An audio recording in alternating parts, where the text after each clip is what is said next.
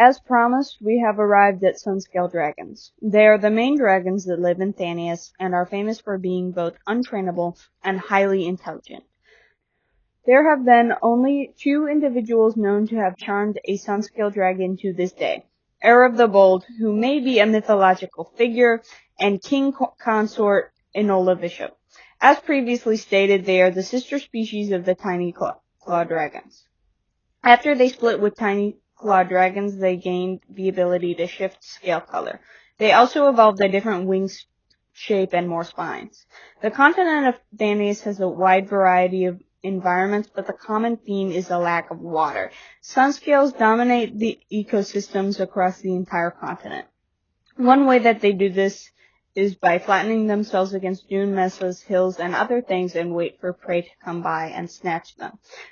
They will take their kill and fly up to a high place to eat it. They are the only known species of dragon known to speak a human language in the wild. Researchers have hypothesized that this is because of the way they raise their young. A mother sunscale will build a nest and lay her eggs in it. In the mesa regions, this nest will be on the tops of mesas. Other viable places to nest include a cleft in a canyon, a hole dug into a dune, or a cave. They will line this area with spiny cacti to make it more secure from predators, particularly humans. As their known predator is humans, they're at the top of the food chain except for humans. The eggs will be almost perfectly spherical with a diameter of about a foot.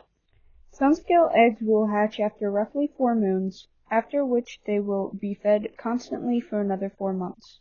These months are known as the frenzy moons for Thanians. Sunscale hatchlings are known to be ravenous, requiring their parents to feed them constantly. During this time, the individuals who make their money by traveling across the desert will stay home in order to avoid the frenzy. As the hatchlings grow, they will become more and more curious and eventually leave the nest. Their parents will take them on short outings during which they will learn how to hunt. They will start with small games such as fennec foxes, sun geckos, and the occasional flame wink. At this time, humans and their caravans will be completely safe from them.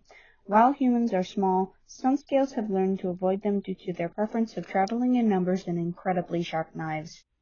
Previously, it was thought that they formed packs like wolves, but this is not true. After a Sunscale reaches a year old, they will look like a slightly smaller adult for the next year. They will stay with their parents for the entire year before going off to create their own nest. Sometimes the parents will have another clutch and the previous clutch will help them raise them. This is likely what led to the pack theory, as an outsider would assume that it is 5 to 8 adults caring for a clutch of hatchlings. After 2 years, Sunscale parents will force their young out of the nest. They will fly a long distance and then immediately begin their search for a mate. The way they go about this is fascinating. Males have a special valve in their throat that they use to make music. This is called dawn singing and is considered a sign of good luck among Thanians. This singing will attract female Sunscales to them. Female Sunscales will fight over males if there are multiple in the male's vicinity.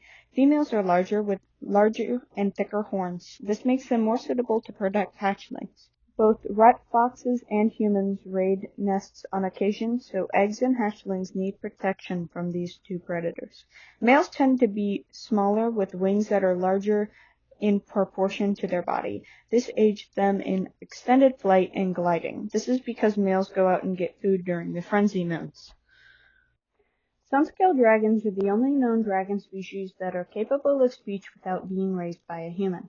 Males seem to have more issue with certain sounds, however, because of the valves in their throat. For the longest time, claims of Sunscales speaking were considered to be urban legends. This was with good reason, as no other dragon does this. Most dragon species have their own language.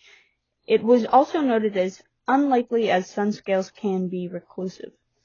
Explorer Autumn Stay set out to confirm these rumors with a team of 8 researchers and 2 guides. This was back in 571 ACS. They set up camp near a nest to observe a Sunscale's behavior. Below is Adam Fisher's field notes. He was one of the researchers who went on this expedition. 4th day of the dust moon, 571 ACS. We have been away for 5 moons, and I am beginning to wonder if we will find anything conclusive. We have set up camp near a stream. We have seen a sunscale 3 times in the 5 days that we have been camping here. I believe this to be the same sunscale because it has a scar across its snout that is fairly distinctive. A tomb has tried to speak with it every single time we have seen it, and this is a good way to be eaten in my own personal opinion. 5th day of the dust moon, 571 ACS. I was on an outing with Ambrose and Thoth, who, this morning, when we came across a nest, there were 2 dragons there sleeping around a clutch of 4 eggs. We must have made noise because the larger one woke and growled out, "Leave and come back never." We ran. This account has been confirmed in Ambrose Weaver's journal, but Toth Quickstep's journal went missing shortly after the expeditioners' return. Some say it was stolen, while others say that Toth destroyed it himself. The leading theory is that it was taken by whoever murdered him. He was the only researcher on the expedition that could draw. The only sketch that survived the expedition was the sketch of the nest. He gave it as a gift to Adam before they went their separate ways. 14 hours later, he was found dead in a river with his satchel taken. To this day, nobody knows who killed him and why. Adam Fisher would go on to make groundbreaking discoveries in Thanian zoology. His primary subjects of study were sunscales and red foxes. He never married. Later, in 582 ACS, he found an abandoned clutch of eggs on an expedition. He used these eggs to form the Thanian Zoologist Research Center, or TZRC. He studied the eggs, then the hatchlings, taking extensive notes. For more information on his work with sunscales, I would recommend reading his work, especially Shifting Scales, the extended edition. He studied these creatures until his death in 621 ACS. Sunscales have pores in their skin that allow them to absorb water just by touching it. They still drink through their mouths if they are thirsty. These pores allow them to drink rainwater just by lying outside, and if they are especially thirsty, they may fly through a cloud and hydrate in that fashion. Sunscales' diet consists mostly of small game. They have been observed eating game as small as mice and as large as camels. Because they are ambush predators, they cannot afford to be picky. They can go up to 2 weeks without food and 8 days without water. Their wide, flat body allows them to store food and water more effectively than that of a creature of their size. For reference, the average sunscale dragon is 5 to 6 feet tall with a length of 15 feet.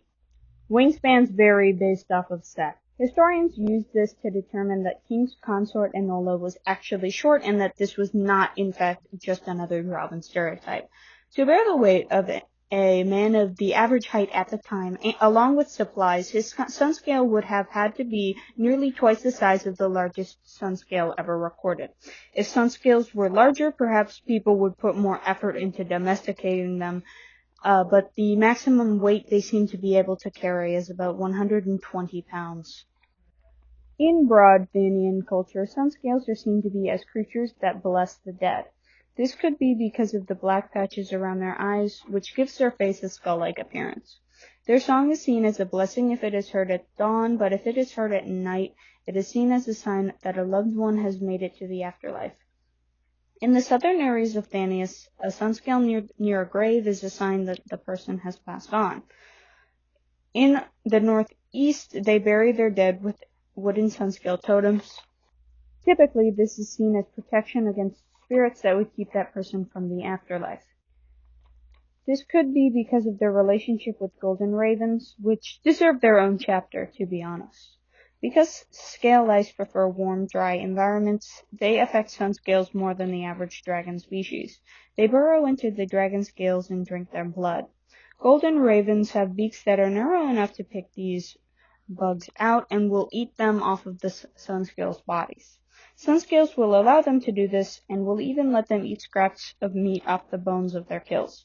Their relationship is extremely beneficial for both parties. Scale lice are not just annoying, they can cause infection and disease if unchecked. They can cause sunscales to scratch their scales so hard it draws blood. As they have thick claws for digging into the ground, they cannot claw them out by themselves. Gilded or golden ravens, comparatively, are smaller than the average raven. They are vulnerable to jaxes, red foxes, and other predators as they have trouble seeing.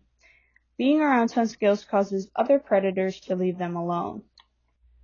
Because of this relationship, golden ravens and sunscales are frequently featured together in art and iconography.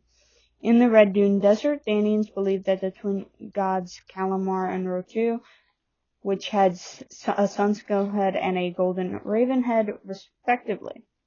They are representative of the various processes of death. There has been art of the two together dating back to circa 1500 BCH. The oldest Thanian tapestry found intact to date is a tapestry of a sunscale circled by gilded ravens. This tapestry is currently on display at the Four Kings History Museum in southern Thanius.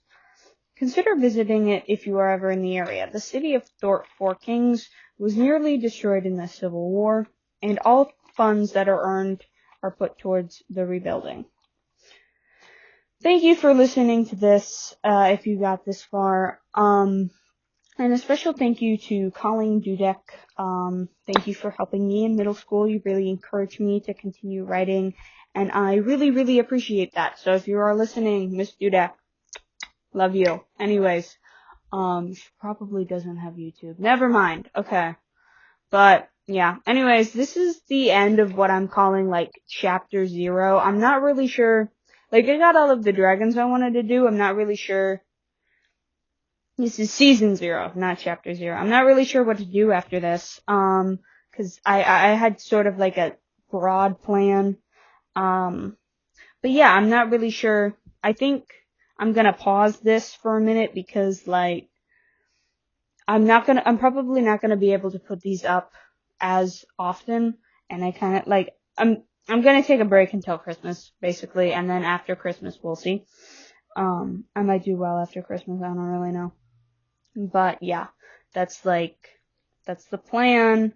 I will be branching out into stuff other than dragons. I just stuck to dragons on this section, on this season, because, one, it was 3 seasons long, and I wanted to stick to something that I knew well.